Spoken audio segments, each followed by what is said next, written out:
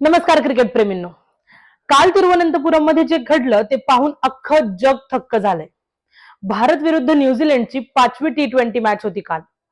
आणि तो फक्त सामना नव्हता, तर तो भारतीय तरुणाईने न्यूझीलंडला दिलेला एक इशाराच होता.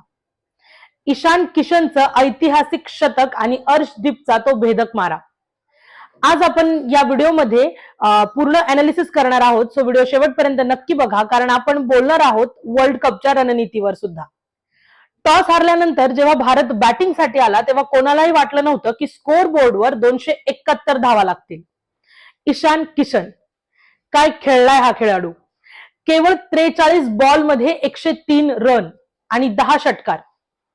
मित्रांनो, ईशानने काल प्रत्येक किवी बॉलरला मैदानाबाहेर धाडलं. त्याला साथ दिली ती म्हणजे कॅप्टन सूर्यकुमार यादवने.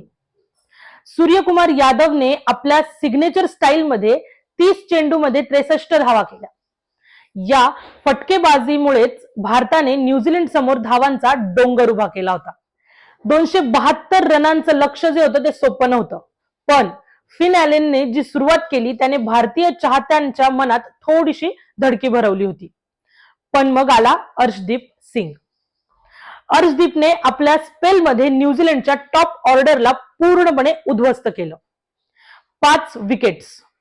T20 मध्ये 5 विकेट घेणं ही काही सोपी गोष्ट नाहीये, आणि विशेषतः जेव्हा समोर फिन ॲलन सारखा फलंदाज 80 रनांवर खेळत असतो तेव्हा तर बिलकुलच नाही.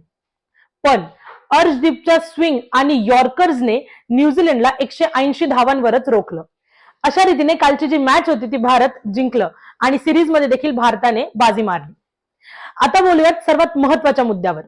या विजयाचा वर्ल्ड कपवर काय परिणाम होईल. सगळ्यात पहिलं म्हणजे ओपनिंग स्लॉट. ईशान किशनच्या फॉर्ममुळे आता निवड समितीला शुभमन गिल आणि ईशान किशन यांच्यात निवड करणं कदाचित कठीण जाणार आहे. दुसरं म्हणजे रिंकू सिंग आणि हार्दिक पांडे ज्याप्रमाणे फिनिश करतायत ते पाहता टीम इंडिया आता 20 ओव्हर्सला खेळायला घाबरत नाही, हे इंडियाने सांगून दिलं. अर्शदीप आणि बिश्नोई ही जी जोडी आहे ही मधल्या आणि शेवटच्या ओव्हर्स मध्ये विकेट काढून देते. भारत आता सुरुवातीपासूनच 6च्या ऐवजी 10च्या रन रेटने खेळतय. ही मॉडर्न डे T20 ची गरज आहे. जास्त अनुभवी खेळाडू नसतानाही तरुण फळीने 4-1 ने जी कालची मालिका जिंकली आहे ना, हे भारतीय क्रिकेटच्या भविष्यासाठी खूप जास्त सकारात्मक गोष्ट आहे. जरी आपण जिंकलो असलो तरी काही गोष्टींवर काम करणं अजूनही गरजेचं आहे. मधल्या काही ओव्हर्स मध्ये आपली फिल्डिंग थोडी डगमगली. वर्ल्ड कप मध्ये एक कॅच सोडणं सुद्धा आपल्याला महागात पडू शकतं. तसेच फिरकी गोलंदाजांनीही धावांवर थोडंसं नियंत्रण ठेवायला हवं. तर मित्रांनो, तुम्हाला काय वाटतं, ईशान किशनला वर्ल्ड कपच्या प्लेइंग 11 मध्ये सामील करून घेतलं पाहिजे का, किंवा त्याला ती जागा मिळेल का, की यशस्वी जयस्वाल किंवा शुभमन गिल हेच योग्य आहेत? कमेंट्स मध्ये तुमचं मत नक्की कळवा आणि व्हिडिओ आवडला असेल तर लाईक करा आणि अशाच क्रिकेट अपडेटसाठी आपल्या मराठी महफिलला सबस्क्राईब करायला विसरू नका. धन्यवाद.